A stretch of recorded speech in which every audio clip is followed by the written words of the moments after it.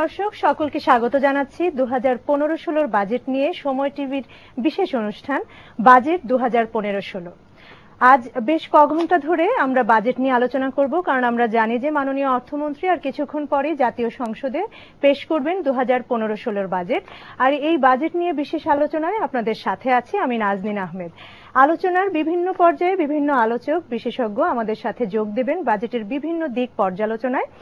Budget যদিও পেশ হবে কিছুক্ষণ পর, কিন্তু যে অর্থনৈতিক পরিস্থিতিতে যে অবস্থায় এই বাজেট ঘোষিত হতে যাচ্ছে সেসব নিয়ে আলোচনার জন্য এই মুহূর্তে আমাদের সাথে স্টুডিওতে উপস্থিত আছেন আহসান এইচ মনসুর, নির্বাহী পরিচালক পিআরআই। আমার সাথে আরো আছেন ফয়জুল লতিফ চৌধুরী, সাবেক কর্মকর্তা জাতীয় রাজস্ব বোর্ড। আপনাদের স্বাগত জানাই আলোচনায়। আপনারা জানেন যে কিছুক্ষণ পর মাননীয় অর্থমন্ত্রী জাতীয় সংসদে 2015-16 বাজেট দিতে যাচ্ছেন। আসলে বাজেটটা তো একটা ক্যালকুলেশন, একটা হিসাব কিতাবের ব্যাপার, কিন্তু মূলত যেটা হচ্ছে যে আমাদের অর্থনীতি, যে অর্থনৈতিক পরিস্থিতিতে এই বাজেটটা ঘোষিত হচ্ছে। আমি একটু আহসান এইচ মনসুর আপনার কাছে যদি জানতে চাই যে আমরা কিন্তু দেখছি যে প্রবৃদ্ধি যেটা হওয়ার কথা ছিল, অর্থাৎ গত বাজেটে চলমান বাজেট যেটা 14-15-তে, সেখানে 7.2% প্রবৃদ্ধি হবে বলে প্রাক্কলন করা হয়েছিল এবং ইতিমধ্যে মাননীয় অর্থমন্ত্রী বলেছেন যে এটা অর্জিত হবে না, হয়তো 6.5-4 নানান রকম মাপজোক আছে। আপনার কাছে একটু জানতে চাই যে আমরা বলি এটার এক্সকিউজ হিসেবে বলছি যে নানান রকম একটা অর্থনৈতিক টার্মোয়েল বা অবরোধ এগুলোর ভিতর দিয়ে গেছে। আপনার কি মনে হয় যে এই অবরোধটাই একমাত্র কারণ, নাকি আমরা অন্য কোনো কিছু আছে এর মধ্যে? না, অর্থনৈতিকভাবে আমাদের যে প্রবৃদ্ধির লক্ষ্যমাত্রা সেটা গত সত্যিকার অর্থে বলা যায় যে প্রথম এক বছর ছাড়া গত পঞ্চবার্ষিক পরিকল্পনা বাকি কোনো বছরই সেটা পূরণ হয়নি। এবং না হওয়ার মূল কারণের মধ্যে রাজনীতিতে একটা অবশ্যই আছে, সেটা অস্বীকার করার কোনো উপায় নেই, কারণ 2 বছর অন্তত এখানে খুব বড় রকমের সংঘাত হয়েছে, যেটার ফল নেগেটিভ ইম্প্যাক্ট গুলো পড়বে। কিন্তু তাছাড়াও তার আগেও কিন্তু আমরা দেখেছি যে বিনিয়োগ অনেকাংশেই স্লোথ হচ্ছিল। ব্যক্তি খাতের বিনিয়োগটা শুধুমাত্র এই 5 বছর নয়, গত 10 বছর ধরেই মোটামুটি 21-22% মধ্যে আটকে আছে বাংলাদেশে, এবং এটাকে আমরা ঠিক বাড়াতে পারছি না, এবং বিদেশি বিনিয়োগটাও আমরা আনতে পারছি না এখানে একটা ইম্পেটাস হিসাবে। তো সবকিছু মিলে আমি মনে করি যে এখানে সমস্যা রাজনীতির বাইরেও গভর্নেন্স প্রবলেম আছে, ইনফ্রাস্ট্রাকচার প্রবলেম তো সবাই স্বীকার করি। অনেকে মনে করেন যে টার্গেটের ক্যালকুলেশনই ভুল, মানে এখানে আমাদের অনেক হিসাব কিতাবের মেথোডোলজিতে ভুল আছে। না, মেথোডোলজিকে আমি অতখানি ইম্পর্টেন্স দিচ্ছি না। আমাদের বেসিক ফান্ডামেন্টাল গ্রোথ থিওরি যেটা আমরা জানি এবং যেটা এম্পেরিক্যালি টেস্টেড, সেটা হচ্ছে যে বিনিয়োগ যদি আমি বাড়াতে পারি তাহলে কর্মসংস্থান হবে, চাহিদার সৃষ্টি হবে, তাহলে আমাদের জাতীয় উৎপাদন বাড়বে, উৎপাদন বাড়লে আয় বাড়বে।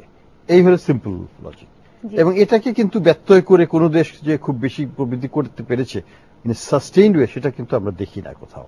সেটা আমি পূর্ব এশিয়াতেও দেখি, আমাদের অন্যান্য পশ্চিমা দেশগুলো আগে যেভাবে এগিয়েছে, তাদের যখন state of development under develop থেকে সেমি ডেভেলপ সেটাকেও দেখি, একই প্রক্রিয়াতে এগিয়েছে। কাজে আমাদেরকে বিনিয়োগ করতে হবে, আমাদেরকে কর্মসংস্থান করতে হবে, এবং সেটা যদি আমরা করতে না পারি তাহলে আমাদের প্রবৃদ্ধি সাস্টেইনেবল হবে।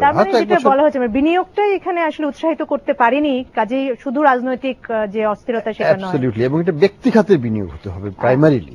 জি, আমি ফয়জুল লতিফ চৌধুরী আপনার কাছে একটু জানতে চাচ্ছি যে আপনি তো দীর্ঘদিন জাতীয় রাজস্ব বোর্ডে ছিলেন। আমরা যখন এরকম একটা বাজেট হয় আমরা বলতে শুনি যে বাজেটটা উচ্চাভিলাষী, অনেক সময় বলা হয় অনেক বড় বাজেট।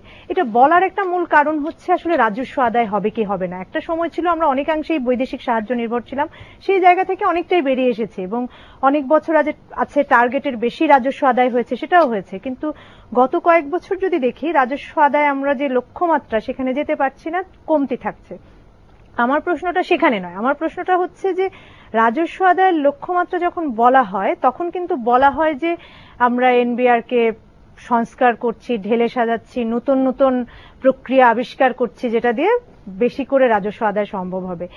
আমাদেরকে যদি একটু বলেন যে এক্স্যাক্টলি হোয়াট উই মিন, মানে আমরা যখন বলি যে এনবিআর কে ঢেলে সাজাচ্ছি, মানে এটা কি লোকবল বাড়াবো, এটাকে অটোমেশন করব, আসলে কি ঘটেছে যদি গত 8-10 বছরে দেখি যে পরিবর্তন এবং সংস্কার অনেকই হয়েছে। আমি যেটা এই শব্দটি ব্যবহার করলে উচ্চাভিলাষী, সেটার একটা ব্যাকগ্রাউন্ড বলি যে প্রথম 30 বছর আমরা শুনেছি বাজেট ব্যালেন্স কি ব্যালেন্স না, তারপর মানে ডেফিসিট বাজেট কে ডেফিসিট বাজেট না, এইটা নিয়ে আমরা হেডলাইনে এইভাবে হতো এত কোটি টাকার ঘাটতি বাজেট। এখন শুনতে পাচ্ছি উচ্চাভিলাষী বাজেট। এখন বাজেট সরকার একটা সবসময় অনেক কনস্ট্রেন্টের মধ্যে সরকারকে চলতে হয়। জাতীয় রাজস্ব বোর্ড একটা ইনক্রিমেন্টাল প্রসেসে বাজেট টার্গেট ঠিক করে। গত বছর এত হয়েছে, তারপর ইনফ্লেশনের কারণে এবং জিডিপি গ্রোথের কারণে কি হতে পারে ইম্প্যাক্ট ধরে এইটা রিজনেবল একটা এস্টিমেট করে। কিন্তু আমাদের এস্টিমেশনটা আমরা যখন অর্থ মন্ত্রণালয়ের সঙ্গে অর্থ বিভাগের সঙ্গে বসি তখন এখানে আমাদের একটু নড়েচড়ে বসতে হয়, এই জন্য যে তাদের দাবি থাকে আমাদের উপরে। আপনারা একরকম ভাবে ঠিক করেন যে এত আদায় হতে পারে এবং দাবিটা থাকে অনেক যে এত লাগবে। এক্সপেন্ডিচার বাজেট যে ব্যয়ের বাজেটটা সেটার সঙ্গে জাতীয় রাজস্ব বোর্ডকে সবসময় সমন্বয় করতে হয়।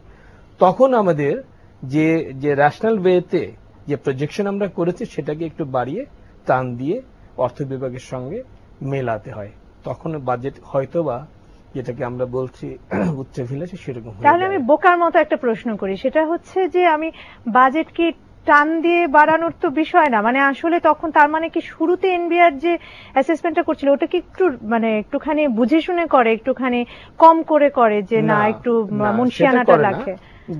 যে সাধারণত একটা রেভিনিউ গ্রোথ প্রজেকশনের ক্ষেত্রে যে ধরনের প্যারামিটার গুলো নেওয়া হয় এরকম সাধারণত রুল অফ থামই অ্যাপ্লাই করে এনবিআর। তারপরে আমার মনে হচ্ছে আওয়ামী লীগ সরকার প্রথম দিকে 1996 সনে যখন যে প্রথম বাজেটটি করে ডক্টর সাদাত হোসেন চেয়ারম্যান ছিলেন, সেই বছর যেভাবে একটা রেভিনিউ প্রজেকশন করা দরকার সেভাবেই করা হয়েছিল, যে ফ্যাক্টরগুলি মুদ্রাস্ফীতি জিডিপি গ্রোথ নিয়ে এগুলি করা হয় না। কনজারভেটিভ এস্টিমেট জাতীয় রাজস্ব বোর্ড কখনোই করে না, রিয়েলিস্টিক এস্টিমেট করে। একটু যদি সংস্কারগুলোর কথা বলেন যে সংস্কার যেটা হচ্ছে যে হ্যাঁ সংস্কার করা দরকার দুটো ক্ষেত্রে। একটা হচ্ছে সংস্কার হচ্ছে 90 সালে গণতান্ত্রিক সরকার একটা প্রক্রিয়া শুরু হয়েছে, এরপর থেকেই 90 সালের কথা না কিন্তু গত 25 বছর সংস্কার হয়েছে, যেমন কর কাঠামোর সংস্কার হয়েছে, যে কত রকমের করের হার ছিল সেগুলিকে এখন স্ট্রিমলাইন হয়ে মাত্র ইনকাম ট্যাক্সের কাছে মাত্র কয়েকটা, তারপরে 91 সালে ভ্যাট চালু করা হয়েছে। তারপর যদি আমরা তাকিয়ে দেখি যে আমাদের যে একটা উন্নতির অর্থনৈতিক উন্নতির লক্ষণ হচ্ছে যে রাজস্বের মধ্যে আয়করের হারটা বেড়ে যাওয়া, সেটা বেড়ে গিয়েছে। আমরা যে শুনতে পাচ্ছি যে আগামী অর্থ বছরে সবচেয়ে বেশি আমরা পাবো আয়করের কাছ থেকে, তারপরে পাবো ভ্যাটের কাছ থেকে, তারপরে পাবো কাস্টমস ডিউটির কাছ থেকে। এটা অত্যন্ত ভালো লক্ষণ। এটা গেল কাঠামোগত দিক। আর সংস্কারের ক্ষেত্রে যে জিনিসটা সবসময় অবহেলিত হয়েছে, এনবিআর সরকারকে বাঁচিয়ে রাখে, চালিয়ে রাখে, এবং গত 44 বছরে এনবিআর কখনোই সরকারকে ফেইল করেনি। কিন্তু আপনি দেখবেন সিস্টেম্যাটিক্যালি এটা পলিটিক্যালি একটা উইক অর্গানাইজেশন, যেটা শুধুমাত্র মে জুন মাসে মনে হয় যে একটু পাত্তা পাচ্ছে বা অ্যাটেনশন পাচ্ছে। সুতরাং এনবিআর এ রাজস্ব খাতে সরকারের বিনিয়োগ 1972 সাল থেকে এখনো পর্যন্ত বলবো না, কারণ গত 4-5 বছরে অনেক বিনিয়োগ হয়েছে। ভ্যাটে 800 কোটি টাকার প্রজেক্ট চলছে, ইনকাম ট্যাক্সে চলছে, কাস্টমস ডিউটিতে অনেক আগে থেকে, সবার আগে কাস্টমস ডিউটিতেই কাস্টমস ডিপার্টমেন্টেই চলেছে। এখন এই ইনভেস্টমেন্ট গুলো যখন রিয়ালাইজড হবে তখন একদিকে অটোমেশন হবে, ম্যান পাওয়ার রেশনালাইজ করতে হবে। আমরা যখন বলি সংস্কার তখন আমরা বলি যে ট্যাক্সের রেটটা কমাবো, বেসটা বাড়াবো, বেশি লোককে করের আওতায় আনবো, এইটা একটা গভর্নমেন্টের রাজস্ব ফিলসফি। তো সেটা করতে গেলে বেশি লোকের কাছ থেকে যদি রাজস্ব আদায় করতে হয় তাহলে তো আদায়কারীর সংখ্যাও বাড়াতে হবে, সেইটা একটা ব্যাপার। তারপরে আমাকে ঢাল নাই তলনে নিধিরাম সরকার করে রাখলে তো হবে না। আইন ঠিক আছে, কিন্তু আমাকে গাড়ি দিতে হবে, আমাকে অটোমেশনে দিতে হবে, কম্পিউটার দিতে হবে, ওয়েবসাইট, সেগুলি হচ্ছে।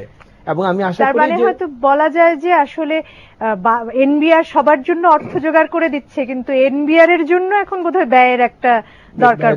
কস্ট অফ কালেকশন যদি দেখেন 72-73 সালে কস্ট অফ কালেকশন প্রতি 100 টাকাতে 2.5 টাকার মতো ছিল, সেটা কমতে কমতে প্রায় 60 পয়সায় নেমে এসছে। আমরা এই আলোচনাটা করবো, একটা ছোট্ট বিরতি নিতে হচ্ছে, বিরতির পর আবার এসে আলোচনা করব।